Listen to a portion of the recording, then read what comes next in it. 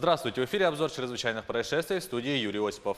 Директора Барагонской школы Усть-Алданского района ранили ножом. Возбуждено уголовное дело по факту умышленного причинения тяжкого вреда здоровью, сообщили в пресс-службе МВД России по регионам.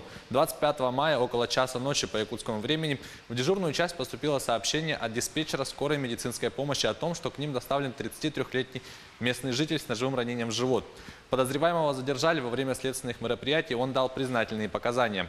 Следствием установлено, что на одной из улиц села Барагонцы между потерпевшим и группой молодых людей произошел конфликт, в ходе которого один из участников 2 раза ударил потерпевшего ножом в живот.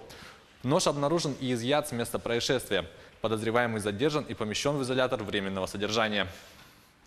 Полицейские раскрыли кражу, совершенную в детской поликлинике Усть-Алданского района. В полицию обратилась работница поликлиники, которая сообщила, что у нее похищены 14,5 тысяч рублей. Потерпевшая рассказала, что в тот день собиралась оплатить кредит.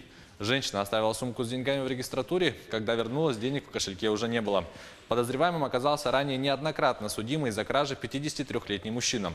Злоумышленник воспользовался заминкой в регистратуре и незаметно похитил из сумки деньги.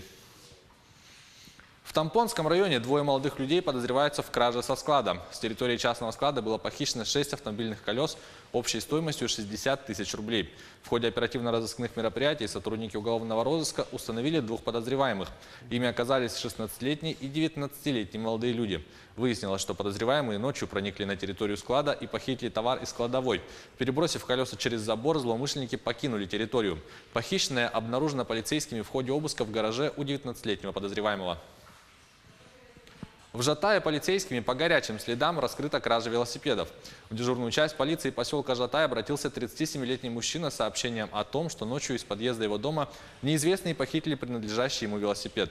Спустя сутки после подачи заявления сотрудники уголовного розыска совместно с инспекторами ПДН установили 2 подозреваемых. Ими оказались 2 несовершеннолетних, 17-летний и 15-летние молодые люди. При обыске сотрудниками полиции были обнаружены 2 велосипеда. Выяснилось, что подозреваемые причастны к совершению еще одной кражи. В обоих случаях хозяева оставили своих железных коней под лестницей в подъезде. В Перу произошло мощное землетрясение магнитудой 8,. Пока известно о десятках разрушенных зданий и 1 погибшем. Подробности в репортаже Татьяны Гамозовой.